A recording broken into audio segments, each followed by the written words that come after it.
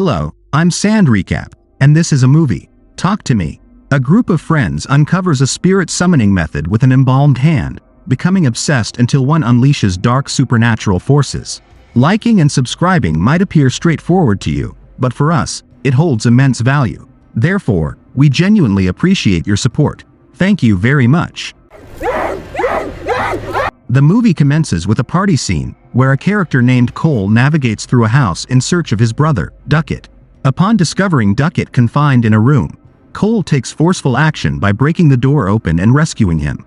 Duckett, appearing disheveled and incoherent, is pulled out of the room. Cole's agitation escalates as he confronts partygoers who are recording the incident on their mobile phones, urgently instructing them to cease filming.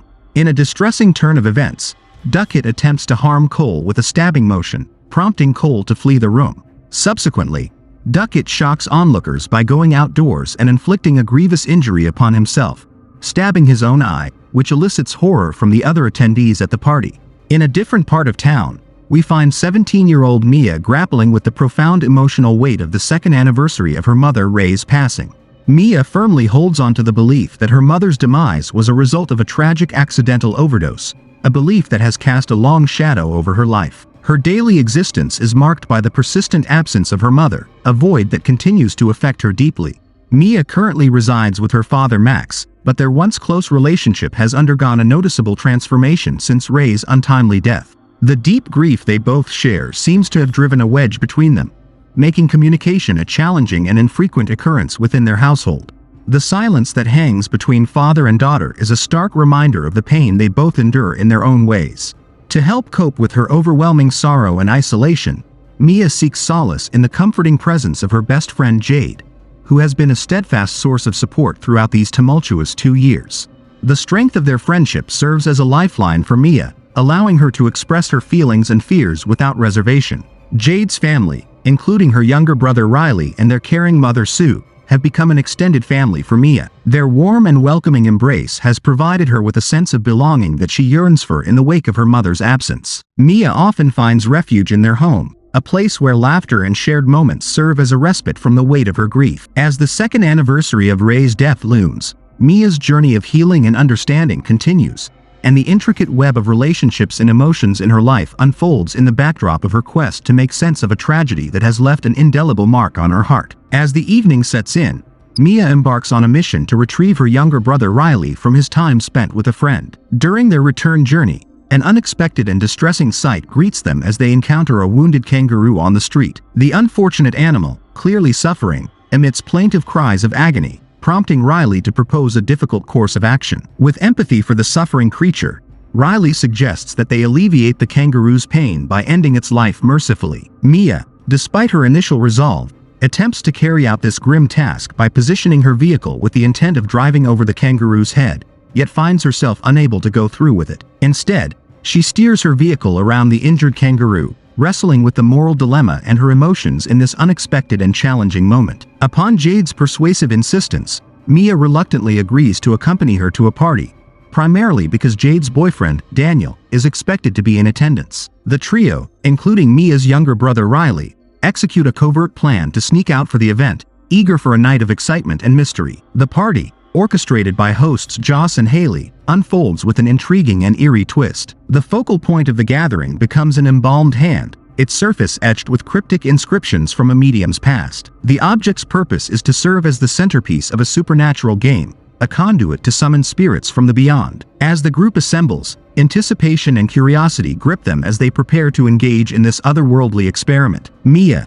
driven by a mix of apprehension and curiosity, volunteers to be the first to take hold of the embalmed hand. With an aura of mystique surrounding her, Haley, the game's custodian, proceeds to ignite a candle and imparts the necessary incantations for summoning spirits. With a mixture of trepidation and determination, Mia clutches the hand and utters the enigmatic words, "Talk to me." In an astonishing turn of events, Mia's surroundings seem to warp as she encounters the apparition of an elderly man. Her initial reaction is one of shock and fear. Yet, undeterred, she finds the courage to repeat the phrase, "I let you in," signaling her willingness to engage with the supernatural. As if compelled by unseen forces, Mia's encounter intensifies as she confronts the spirit of a grotesque and unsettling woman. In an eerie transformation, Mia's demeanor takes on an eerie and unsettling quality as she maintains her grip on the embalmed hand for a longer duration. Her voice takes on a chilling, threatening tone as her possession appears to escalate, particularly directed towards her own brother, Riley,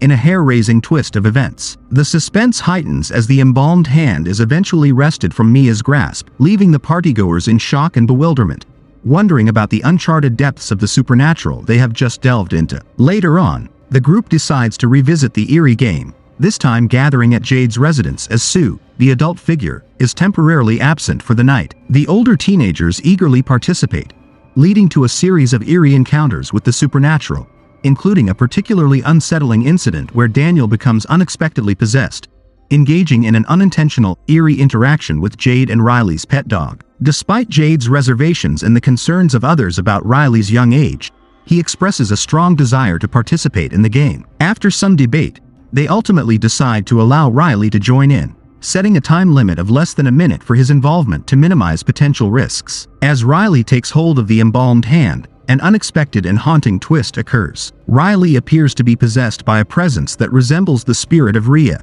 speaking in a manner that conveys a deep yearning and longing for Mia. This emotional exchange leaves Mia deeply moved and conflicted, wanting to continue communicating with the apparition of her late mother. However, the fragile balance of this eerie encounter shatters when Riley's possession takes a dark and disturbing turn. In a horrifying development, Riley begins to relentlessly strike his head against the table, posing a grave threat to his own safety as he comes perilously close to injuring his eye. When Mia attempts to visit Riley during his hospital stay, she faces rejection from both Jade and Sue, who hold her responsible for the unsettling events that transpired with her brother. They assign blame to Mia, resulting in her exclusion from their lives during this trying time. On a particular evening, Daniel stays overnight at Mia's place, marking a moment of intimacy and vulnerability between them. However, this night takes an eerie and bewildering turn. Mia believes she witnesses the specter of an elderly woman engaging in a bizarre act of sucking on Daniel's foot. Overwhelmed with alarm and distress,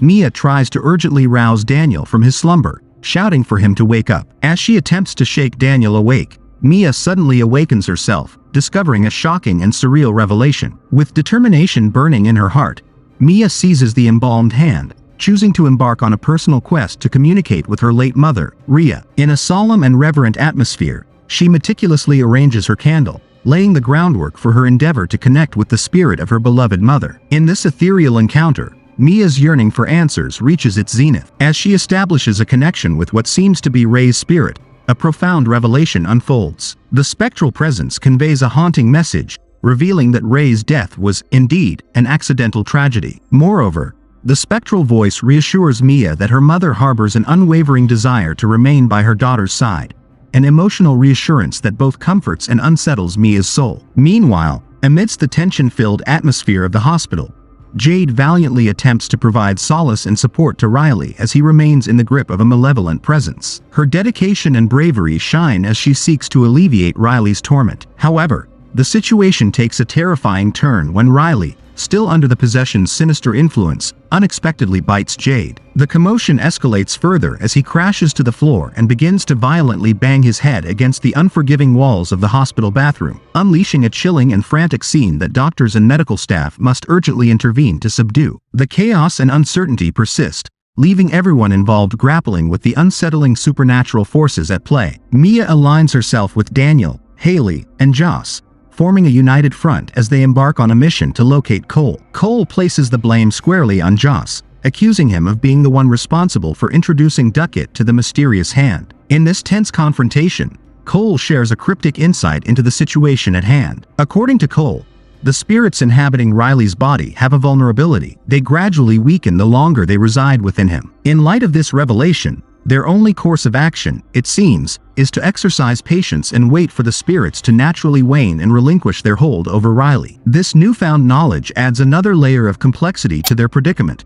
leaving the group with no choice but to bide their time, anxiously anticipating the eventual release of Riley from the clutches of the malevolent forces at play. Fueled by determination and a spark of insight, Mia conceives a plan to potentially conclude the mysterious game that has haunted them. She harbors doubts that they properly extinguished the candle during their previous attempt. With newfound hope, Mia enlists Jade to accompany her to the hospital, with the ambitious goal of luring the spirits back into Riley's possession and then devising a means to liberate him from their grasp. However, their efforts yield no positive results, and the malevolent forces remain resolute. Undeterred by their initial setback, Mia returns to the enigmatic game, determined to uncover the truth and bring an end to Riley's ordeal. As she delves deeper into the supernatural realm, Mia has an unexpected encounter with the spirit of a young girl. This ethereal presence imparts a chilling revelation that leaves Mia in shock and dread, the knowledge that Riley is ensnared by not just one, but numerous malevolent spirits, each contributing to his torment. This revelation marks a pivotal moment in their struggle to free Riley from the clutches of these dark forces,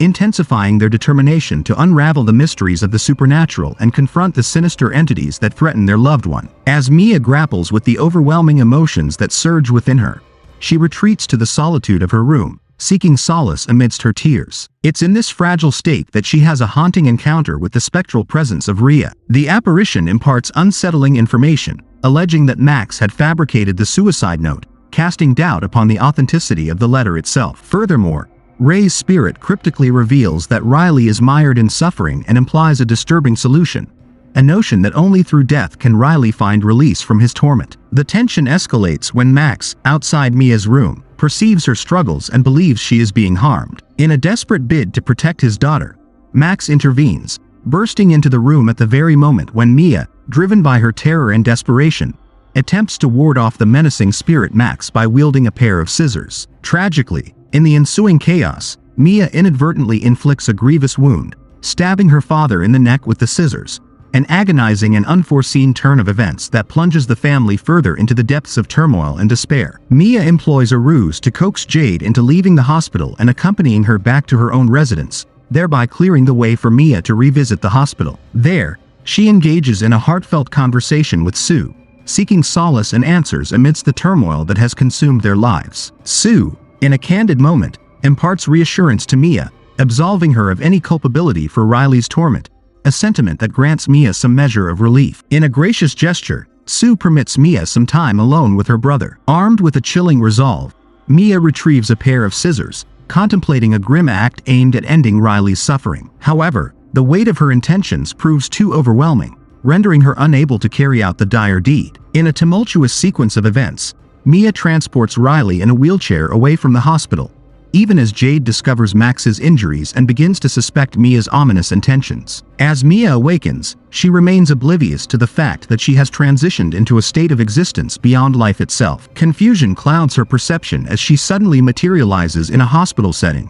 her surroundings entirely unfamiliar. To her astonishment, she observes that Riley has miraculously made a complete recovery and is on his way home in the company of Jade and Sue. Even Max appears to have miraculously healed from his injuries. A profound desire to join them and connect with her loved ones stirs within Mia, yet her attempts to follow them prove futile as her voice falls on deaf ears, and the hospital's lights ominously begin to dim. Amidst the encroaching darkness, Mia's eyes discern a faint glimmer of light, beckoning her towards an enigmatic presence. As she reaches out and clasps the outstretched hand, she is transported into an unfamiliar realm, far from the hospital's walls. Here, in a distant and foreign land, she encounters a man engaged in the very same "talk to me" game that once ensnared her. Mia's bewildering journey takes an unexpected twist as she becomes an integral part of this spectral game, forever bound to the cycle of the supernatural. In her new reality, the boundary between life and death blurs, and Mia is confronted with an eerie and perpetual existence,